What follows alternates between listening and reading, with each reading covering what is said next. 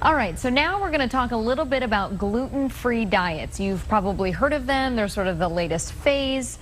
And I am joined now by Dr. Mitchel Goldman of UCSD. Doctor, thanks for being here. Good to be here. So let me first, gluten-free is essentially being allergic to wheat or the wheat protein, correct? Yes, any wheat or barley or rye. So obviously bread, but even beers. And you know, wheat, barley, and rye are present in so many things, from all processed foods to anything that has bread additives to it. So you have to be really careful if you want to have a totally gluten-free diet. And this has really been sort of the new fad diet. I mean, it is definitely serious for people who are actually allergic to gluten-free foods, which I want to talk about in a second. But have you also noticed people who are kind of jumping on the bandwagon to maybe try to get healthier, and does that work? Yes, what ends up happening is, you know, our intestines is just like the skin, and just like our skin can be allergic to something like poison ivy or oak that we put on it, your intestines can also have an allergic reaction or a sensitive reaction. And it turns out that gluten is one of these chemicals found in wheat, barley, and rye that can sensitize the intestines. So what happens? Well, there's a disease called celiac disease, which is a pretty severe disease.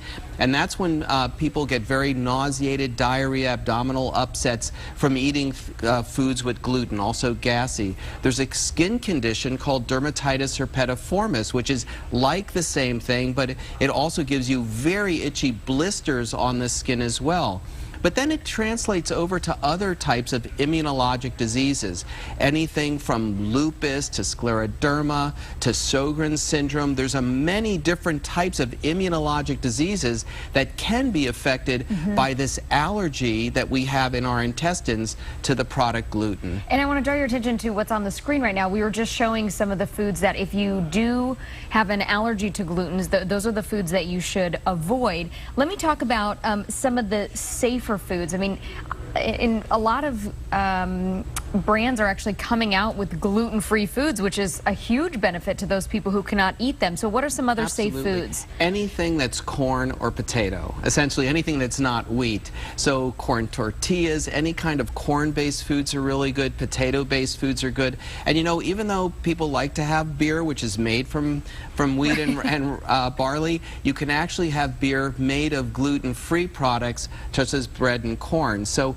there are beers that are labeled gluten-free. The most important thing for our viewers to notice is if you want to get a gluten-free diet, you need to really specify and look at the labels that say gluten-free, because if anything has any additives or processed foods in it, or if it's made in a plant that also does wheat, you can get the gluten with that as well. All right, doctor, let me ask about maybe some people are thinking, you know, I might be allergic to gluten. Is there any sign that you really know? I mean, when we know we're allergic to something, we start itching or scratching. Is there something similar to gluten foods? The problem is the sign is so common. It's stomach upset, it's a bloating feeling, it's diarrhea, and that can be caused by so many different things.